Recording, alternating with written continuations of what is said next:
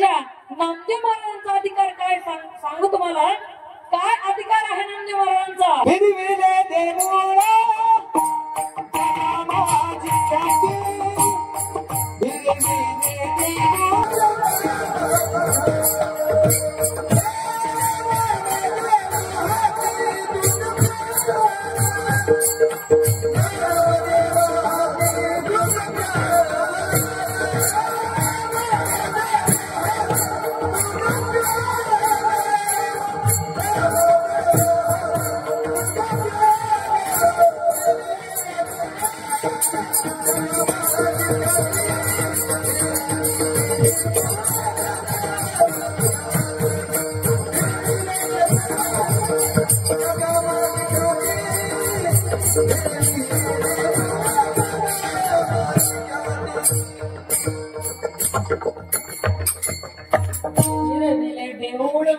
जगा माझी ख्याती नामदेवाहती दूध प्यार. नामदेव महाराजांच्या हातून देवानं दूध प्यावं हा अधिकार नामदेव महाराजांचा आहे. एवढंच नाही, अगदी 5 वर्षाचा बाल नामदेव महाराज, बालक आहे, छोटस बाळ आहे 5 वर्षाचं. 5 वर्षाच्या बाळाला आईने सांगितलं, वडील गावी गेले, आईने सांगितलं नामा आज तुला नैवेद्य देवाला खाऊ घालायचा आहे, देवाला नैवेद्य आज तू घेऊन जाणार आहेस. नामदेव महाराजांना आनंद वाटला. अगदी आनंदाच्या भरामध्ये 5 वर्षाचं एवढंसं बाळ लुटो लुटो लुटो करत आईने दिलेलं प्रसादाचं ताट घेतलंय आणि मंदिरात गेलेले आहेत माझे नामदेव महाराज. नामदेव महाराजांना काय माहिती, देवासमोर ठेवायचं असतं ना आपली ढेरग भरायचं असतंय. बरोबर आहे. नामदेव महाराजांना माहितीच नाही. आईने काय सांगितलं, आज तुला देवाला नैवेद्य खाऊ घालायचंय. आपण काय सांगतो आपल्या लेकरांना, जा बाळ्या आणि देवाला नैवेद्य बोला देवाला नैवेद्य दाखवून. मग ते दाखवूनच येईल ना, ते कशाला खाऊ घालण्याच्या भानगडीत पडेल. नामदेव महाराज ते 5 वर्षाचं एवढंसं बाळ आहे. नामदेव महाराज मंदिरात गेले आणि देवाला सांगितलं, देवासमोर ताट ठेवलं, देवाला सांगितलं देवा माझे बाबा गावी गेले आणि मला आईनं सांगितलं देवाला नैवेद्य खाऊ घालू नये. चल देवा पटकन खा नैवेद्य. बसले नामदेव महाराज तिथं. आता मोकळं ताट करून यायचंय त्यांच्या विचारात. बरं का, त्यांच्या डोक्यात काय, आता देव जेवण आणि मोकळं ताट घरी घेऊन आपल्याला जायचंय. बघा नामदेव महाराज बाजूला बसलेत. आता देव खात नाहीये. 10 मिनिट झाले, 15 मिनिट झाले, 20 मिनिट झाले, देव खात नाही. नामदेव महाराज काय म्हणले पुन्हा माहितीये का, हे देवा अरे लवकर खा ना, माझे मित्र माझी वाट पाहतात खेळण्यासाठी. अरे पटकन जेव ना बाबा, तू मला ताट घरी घेऊन जायचंय, नाहीतर आई माझ्यावर ओरडेल, माझ्यावर आई रागवेल. पटकन रिकामा ताट कर आणि मला घरी जाऊ दे. तरी देव खात नाहीये. देव खात नाही. देव खातो का बोला ना, देव खातो. देव खात नाही. आपण वाढलेलं त्याला, आपण प्रसाद दाखवला, नैवेद्य दाखवलेला खात नाही, म्हणूनच आपण त्याला दाखवतो. जर तो खात असताना तर आपण राशन कार्ड मध्ये त्याचं नाव लिहिलं असतं. ह्याला कोणी घालावं दररोज फुकट. राशन कार्ड मध्ये नाव लिहिलं असतं. तो खात असतात. बरं देव खातो का नाही सांगा बरं थोडं तुम्हाला. बोला महिला मंडळ बोला ना, थोडस बोला. पुरुष मंडळी हो, देव खातो का नाही. देव खात नाही हो.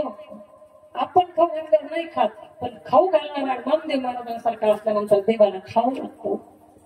कर्ण कहते हैं भगवान खाते नहीं, कर्ण कहते हैं भगवान खाते नहीं, तुम नामाते जैसे खिलाते नहीं, तुम नामाते जैसे खिलाते नहीं, कर्ण कहते हैं भगवान खाते नहीं, कर्ण कहते हैं भगवान खाते नहीं, तुम मेरा के जैसे चुराते नहीं, तुम मेरा के जैसे चुराते नहीं।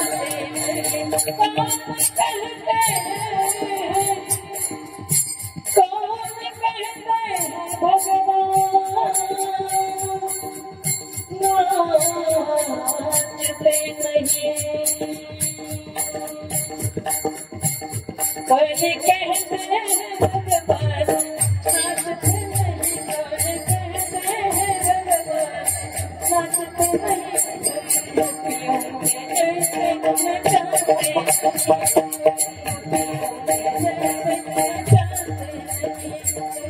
गोपियों के जैसे नचाते नहीं।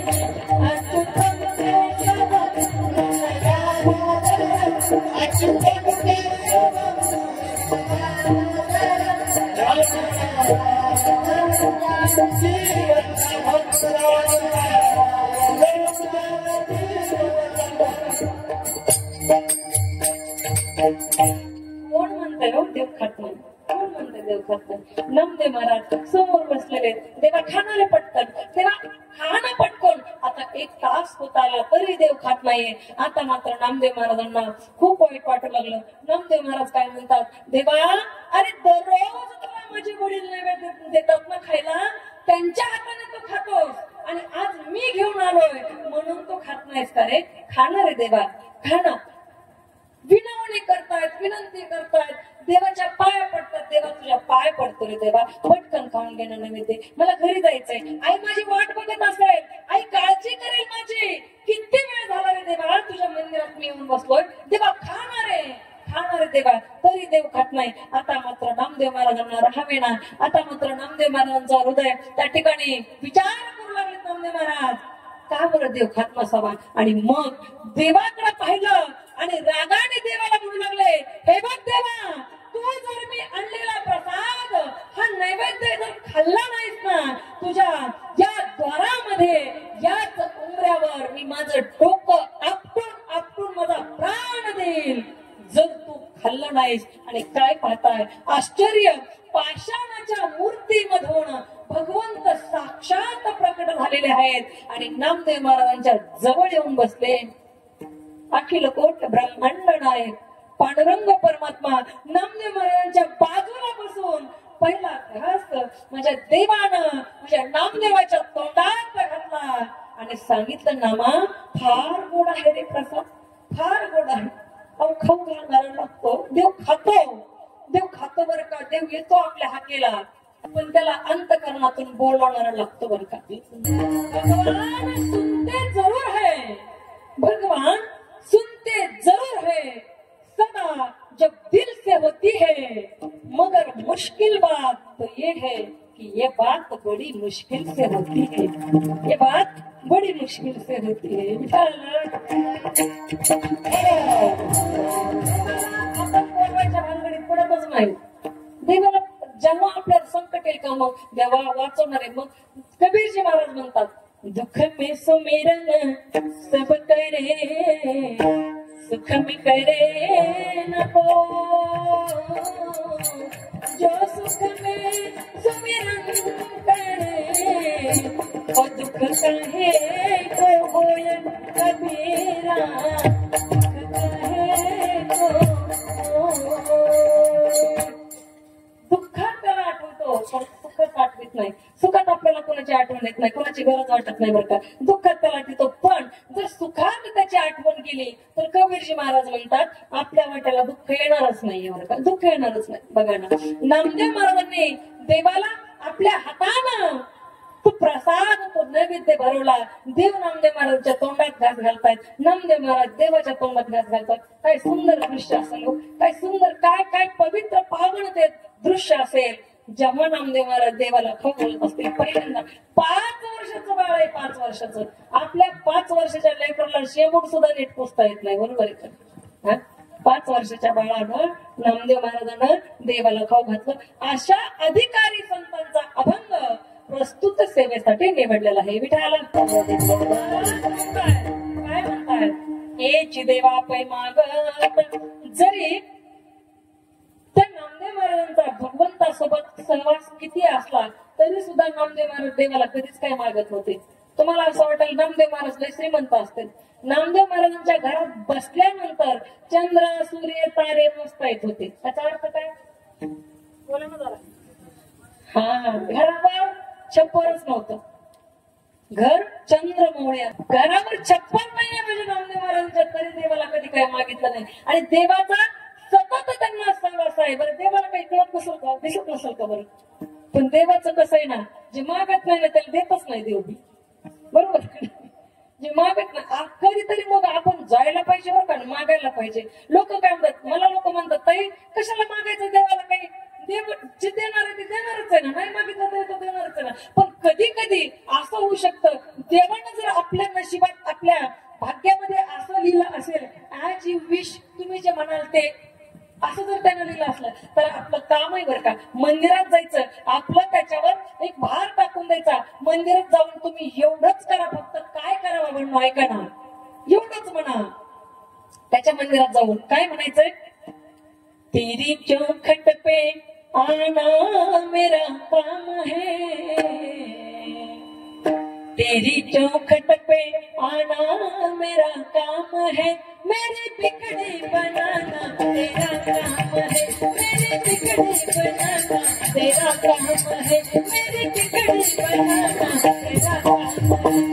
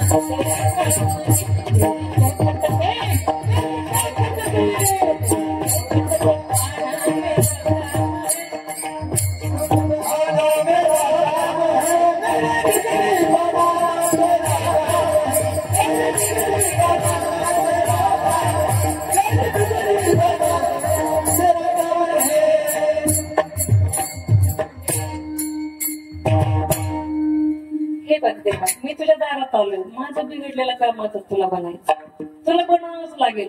आणि देव करतो, फक्त अंतःकरणातून त्याला आवाज दिला पाहिजे, अंतःकरणातून साथ घातली पाहिजे.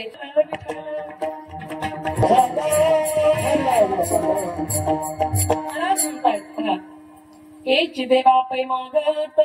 देवानं एके दिवशी नामदेव महाराजांना जवळ बोलवलं, जवळ आपल्या बसवलं आणि सांगितलं, नामा किती सेवा करतोस माझी, किती भक्ती. अहो नामदेव महाराज आपल्या घरी दिवाळीच्या सणाला देवाला आंघोळीला नेत होते. येईल का कुणाकडे देव आपल्याकडे येईल का? आपण किती म्हणू द्या, येईल का? अहो खरं सांगायचं म्हणजे आपण पंचपक्वान्न देवाला करून घातले तरी सुद्धा देवाला आपल्या घरचं अन्न गोड लागणार नाही. पण साधू संतांनी दिलेल्या शिव्या सुद्धा देवाला गोड लागत होत्या. माझ्या जनाबाईने काय शिव्या दिल्या?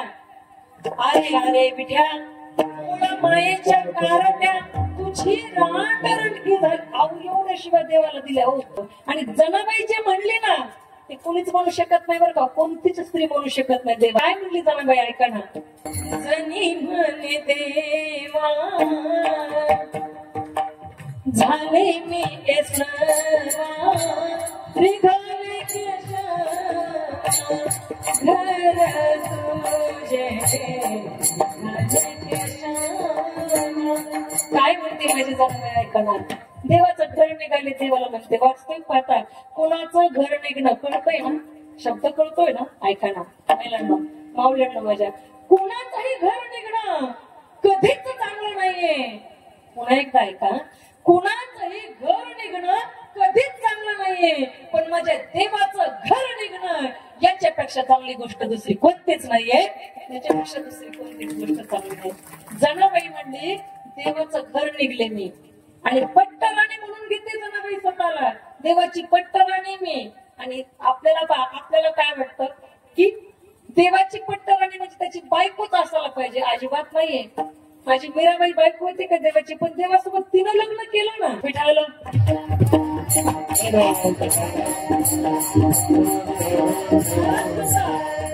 देवा मला काही मागायची गरज नाही रे, मला तू काय दिलं नाही, सगळं आहे माझ्याकडे, काहीच नकोय मला. तरी मी नामदेव महाराजाला एके दिवशी आग्रह केला, नामा अरे एवढी सेवा एवढी भक्ती करतोस बाबा, तुझ्या आईच्या हाताने मला उठणं लावलंस काय, आंघोळ घालतोस काय, घरी नेतोस काय, जेवायला घालतोस काय. अरे ऐक ना मला, ऐक ना नामा, नामा काहीतरी मागणार आहे. आपल्याला देवानं म्हणावं बरं का. आपण 10 रुपयाचं नारळ घेऊन जातो, रुपयाची अगरबत्ती, आणि त्या 11 रुपयामध्ये काय काय मागतो. सत्यनारायण करतो 600 रुपयाचा, त्याच्यामध्ये किती मागून घेतो.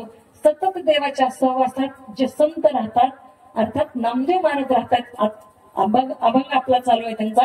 नामदेव महाराज संतांच्या सहवासात राहतात, देवाच्या सहवासात राहतात. देव नामदेव महाराजावर जीवापाड प्रेम करतोय, जीवापाड प्रेम करतोय. जेव्हा ज्ञानोबा नामदेव महाराजांना तीर्थयात्रेसाठी घेऊन जायला आले ना, तेव्हा देव रडला हो. नामदेव महाराजांसाठी देव रडला. देवानं आपल्यासाठी रडावं. माझ्या ज्ञानोबासाठी देव रडला. जगाचा मालक, कर्तुमा कर्तुम अन्यता कर्तुम शक्तीचा मालक, ब्रह्मांड नायक देव रडला. जेव्हा माझे ज्ञानोबराय समाधीस्थ झाले तेव्हा देव रडला बरं. देवानं आपल्यासाठी रडावं आणि त्याने म्हणावं जन्म आलो त्याचे आजी भळ झाले त्याचे. कोणी म्हणू नये. काही काही माणसं म्हणतात हा लय प्रॉपर्टी कमवली बरं का, जन्माला आल्याचं सार्थकच करून दाखवलं. प्रॉपर्टीला तुमच्या पुत्र खात नाही. पैसा गरजेचा आहे. पैसा पैसा खुदा तो नाही मगर खुदा से कम भी नाही अशी म्हणायची आज वेळ आली. कारण आहे त्याचं सुद्धा संतांनी वर्णन केलं. धनवंता लागी सर्व मान्यता आहे जगी. ज्याच्याकडे पैसा नाही त्याला पुत्र विचारित नाही, हे पण खरं आहे बरं का. आणि ज्याच्याकडे भरमसाठ पैसा आहे त्याच्या पैशाला पुत्र खात नाही.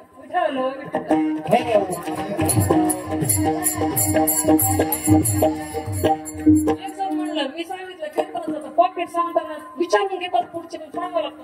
ताई एवढा पैसा का तुम्ही वर घेऊन जाणार का? मी म्हणलं दादा पैसा मी वर घेऊन जाणार नाही, पण माझ्याकडे पैसा आला का तो मला वर घेऊन जाईल. चांगलं कळतंय ना तुम्हाला महाराज?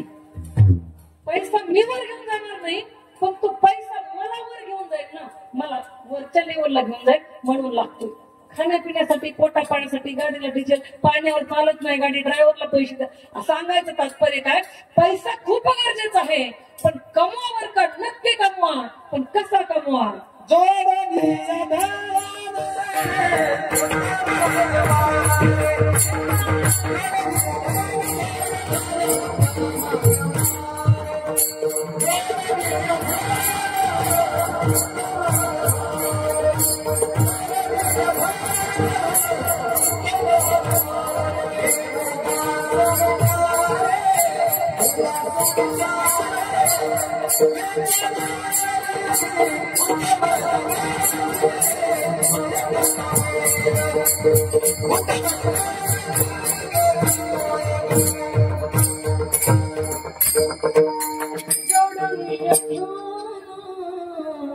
उत्तम व्यवहारे जोडून या उत्तम व्यवहारे उदास विचारे उत्तमाची गती तो गती उत्तम पाळणार पण कधी जोडून या धन उत्तम व्यवहारे. उत्तम व्यवहारातून धन जोडल्यानंतर नामदेव महाराजाला देवानं म्हणावं नामा अरे माग ना काहीतरी. मग नामदेव महाराज सुद्धा म्हणले देवा मला काही नकोय म्हणतो मी किती वेळच तरी तू देवा ऐकत नाही, तू असा हट्टी कसा रे? नामदेव महाराजांना म्हणावं देवाला. नामदेव महाराज देवाला म्हणायचे देवा तू इतका हट्टी कसा काय? तू का बरं एवढा हट्ट करतोस? नाही पाहिजे मला काही. पण एके दिवशी भगवंतांना नामदेव महाराजांच्या मागेच लागले नामा माग ना नामा. मग नामदेव महाराज म्हणले देवा तू देणार मग? हो म्हणले द्यायलाच थांबलो मी आणि माझ्याकडे काय नाहीये. यशस्वी आधारे सगळ्या गोष्टी आहेत माझ्याकडं, हा काय नाहीये माझ्याकडं. तू काही मागले काही द्यायला तयार आहे. मग ठीक आहे देवा मी मागेल ते तू देणार ना? हो हो म्हणले मी देणार नक्की देणार. मी मागितलं तेच मला पाहिजे बाकी वेगळं काहीच नको. देवा देणार ना? हो देणार. मग काय पाहिजे तुला? तर नामदेव सांगतात अभंगाचं प्रथम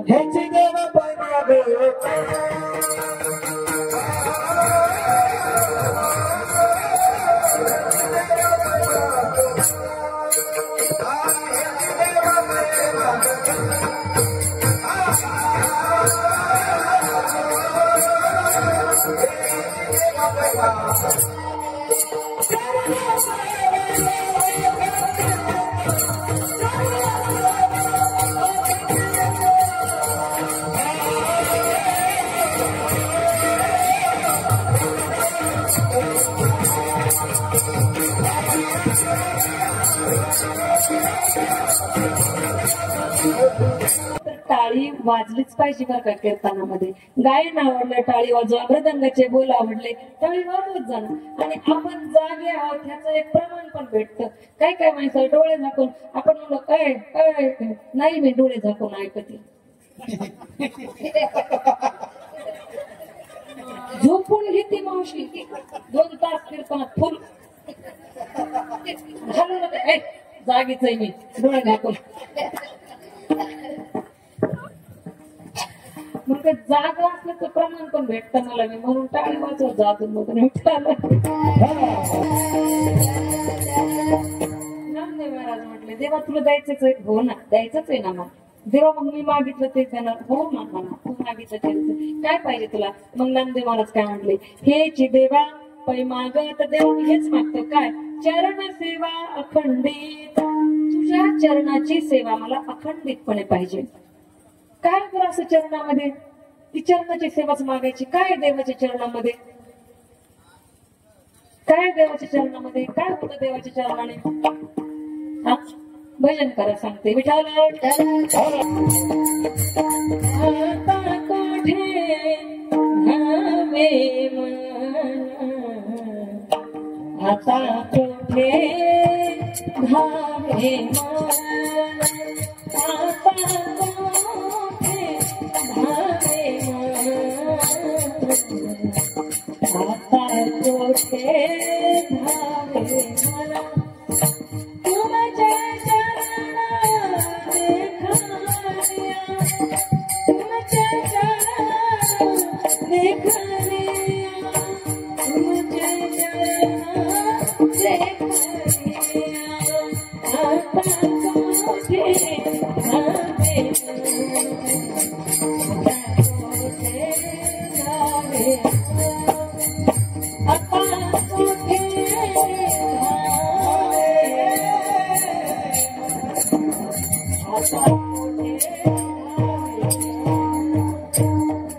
आता कोठे धावे मन, तुमचे चरण देखणे. त्या देवाचे चरण पाहिल्यानंतर मन इतरत्र कुठे पळतच नाही, म्हणून चरणाची सेवा पाहिजे.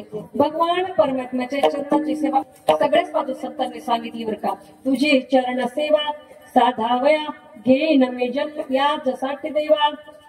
त्या भगवंताच्या पायाच्या चरणाची सेवा साधावायची आहे सगळ्या संतांना. काय चरणामध्ये? एक एवढंच चरणावर बोलेल मी आणि थांबणार आहे बरं का. कारण आता बाकीचे 3 चरण सोडवण्यासाठी मी पुन्हा येईन. विठ्ठल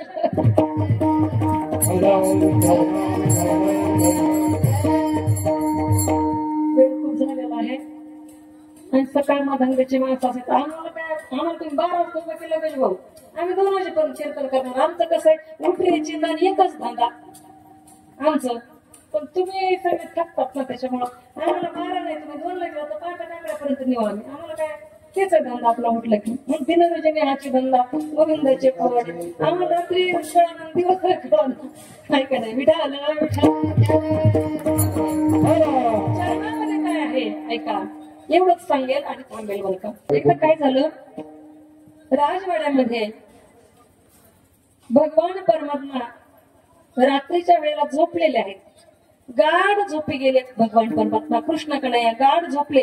आणि झोपल्यानंतर स्वप्नामध्येच त्यांनी काय केलं, त्यांच्या मुखातून राधा राधा राधा असे शब्द निघाले बरं का.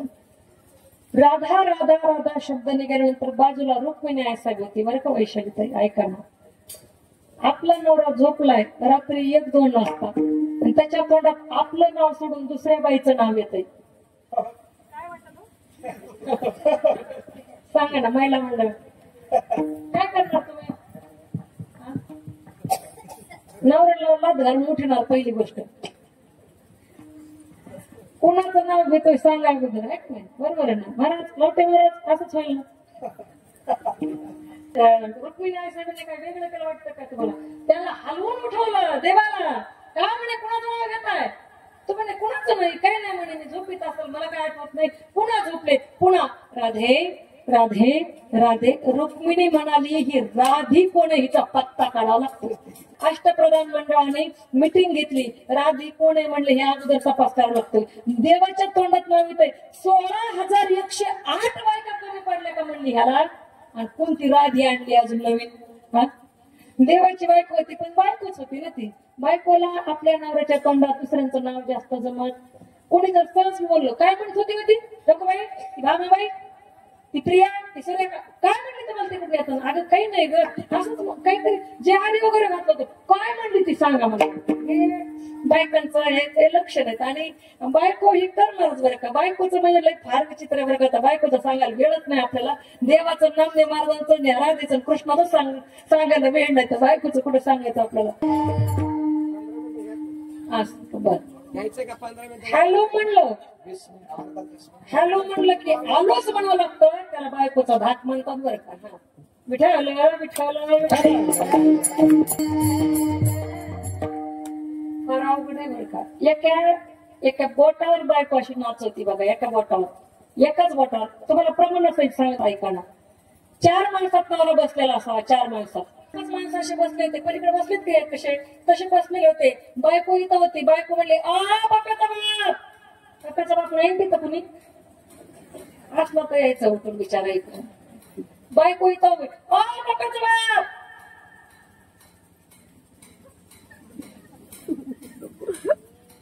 हे बघा, बापाचा बाप. स्वतःच्या बापाला वाटलं काहीतरी काम आहे बायकोचं आपल्याकडे. बापाचा बाप गपचिप तिथून उठला. माणसा पण उठायला बरं वाटत, पण उठला. आला, म्हणला काय काही काम आहे का ग तुझ्या माझ्याकडं? बायको म्हणली, काम बी तुमच्याकडे माझं काहीच नाही. त्या बोटात किती ताकद आहे ना ते बघितलं. मग जर एका बोटात एवढी ताकद असेल तर अख्ख्या बाईत ताकद किती असेल आपलं आपण बघायचं.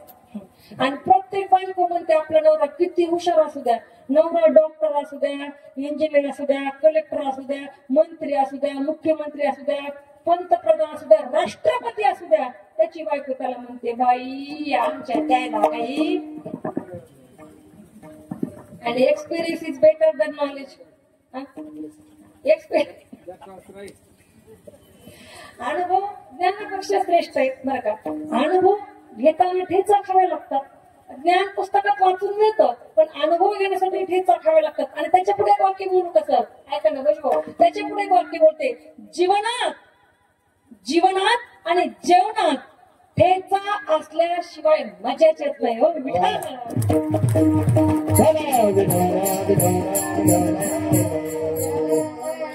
बघा, फार अवघड आहे बायकोचा प्रश्न. म्हणजे तो बघा, तुम्ही आतापर्यंत किती नाव बदलले बरं का.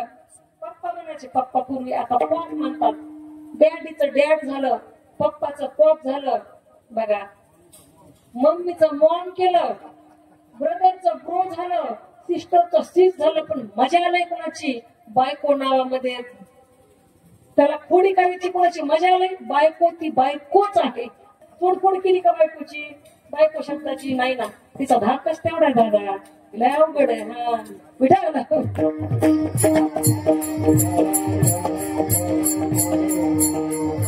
साहेबांनी मिटिंग घेतली अष्टप्रधान राहण्यासोबत. म्हणली राधी पुढे तपास करावा लागतो. तपास काढला, राधाराणी सापडली. राधाराणीच्या घरी गेले आणि राधाराणीला सांगितलं, बाई आमच्याकडे म्हणे उद्या हळदी कुंकाचा कार्यक्रम आहे आणि तुम्हाला यावं लागेल. कुठे यायचंय म्हणे? त्या कृष्णकड्याच्या महालामध्ये यायचं. ठीक आहे म्हटली, काय हरकत नाही, येते मी. आलेली आहे राधाराणी. आणि राधाराणी आल्यानंतर बसायला वगैरे सुंदर मंचक दिला, आसन दिलं, सुंदर प्रकारे पाणी दिलं, बोलणं झालं थोडंसं. आणि आता चहा पाणी करायचंय. हळदी कुंकाचा कार्यक्रम आहे. ग्लास भरून दूध गरम केलं, दूध उकळलं आणि उकळतं दूध ग्लासामध्ये भरून आणलं. आणि राधाराणीला सांगितलं, बाई म्हणे आमच्याकडे फार वेगळा पाहुणचार असतो. म्हणे कसा? म्हणे आम्ही आमच्या हातानेच पाहुण्याला दूध पाजतो. ऐका ना, त्या राधाराणीच्या घशामध्ये उकळलेल्या दुधाचा ग्लास, राधाराणीच्या घशामध्ये उकळलेला दुधाचा ग्लास रिचवला त्या अष्टप्रधान राण्यांनी. आणि राधाराणीला काहीच झालं नाही. त्यांना वाटलं होतं हिला त्रास होईल, हिला आता त्रास होईल, आपल्या नवऱ्याच्या थोडं तिचं नाव आलंय, हिला आता आपण चांगली अद्दल घडवली. राधाराणी निघून गेली. आणि दुपारची वेळ झाली आणि भगवान परमात्म्याला जेवायला बोलवायचंय. रुक्मिणी साहेब गेलेले आहेत, भगवान परमात्म्याला जेवायला बोलतात. आज त्या ठिकाणी भगवान परमात्मा स्वतःच्या शयन कक्षामध्ये झोपलेले आहेत. आणि झोपलेल्या अवस्थेमध्ये तोंडावर अशी सुंदर प्रकारची उंची शाल पांघरून झोपलेत. रुक्मिणी साहेब आवाज येते, अहो उठा ना, जेवायला चला, भोजन करायला चला, चला लवकर. देव काही एक नाही दोन नाही. आणि रुक्मिणी साहेबांनी अशी चादर ओढली, तोंडावरची चादर ओढत ओढत पायावरून बाजूला केली, कारण जायचंय जेवायला. तर पाहते तो भगवान परमात्म्याच्या त्या कृष्णकणाच्या पायावर सफरचंदा एवढाली फोड आली होती. टम टम टम. रुक्मिणी साहेबांनी विचारलं, कोणत्या भक्ताकडे गेला होता? कोणाला मदत करायला गेले होते? कोणता भक्त तुमचा इतका अडचणीत होता? एवढे पायाला फोड येईपर्यंत तुम्ही काय केलं? कुणाचा पराक्रम आहे हा? देवाने सांगितला, हा माझ्या भक्ताचा पराक्रम नाहीच आहे. म्हणले मग हा सगळा पराक्रम तुमचा आहे. हा सगळा पराक्रम तुमचा आहे, तो कसा काय? रुक्मिणी आई साहेबांनी विचारलं तेव्हा देवानं सांगितलं, अगं ती राधा राणी तुम्ही घरी बोलवून तिच्या घशामध्ये गरम उकळलेलं दूध ओतलं, अगं तिच्या चित्तामध्ये तिच्या अंतःकरणामध्ये सदैव माझे पाय राहतात आणि म्हणून तिला काही त्रास झाला नाही, पण पायावर माझ्या फोड आलेले आहेत. म्हणून त्या ठिकाणी नामदेव महाराज म्हणतात, हेची देवा पै मागत चरण सेवा अखंडित. त्या भगवंताचे पाय जर आपल्या हृदयात असतील ना, तर भगवान परमात्मा सगळं संकट, सगळं दुःख, सगळी वेदना, सगळा त्रास स्वतःकडे घेतो. भक्ताला काहीही कुठल्याही प्रकारचा त्रास होऊ देत नाही. म्हणून महाराज म्हटले, हेची देवा पै मागत चरण सेवा अखंडित. आणि जर चरणाची सेवा करायची असेल, देवाच्या चरणाची सेवा करायची असेल, तर मग पंढरपुरातच राहावं लागेल ना.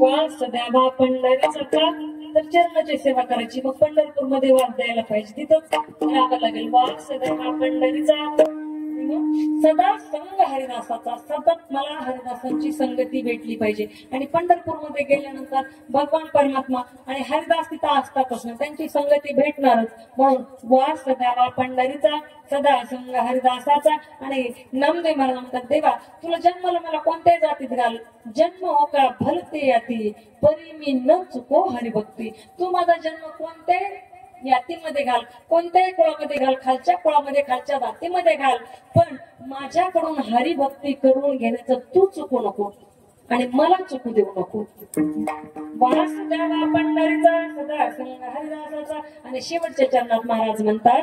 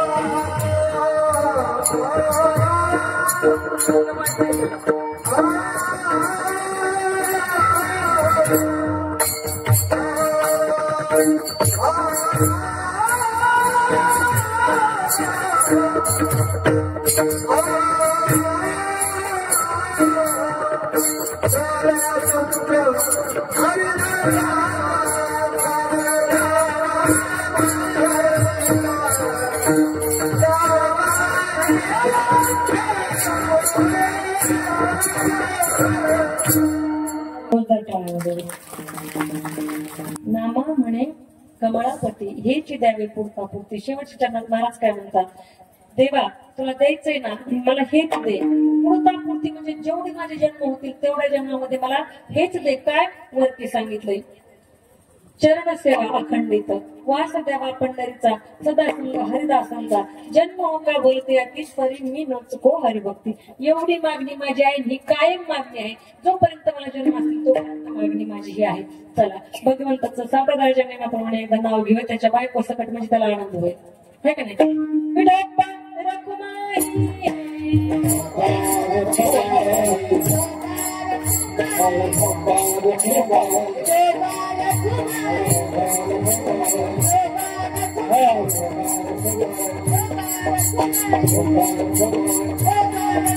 Venga, venga, venga, venga.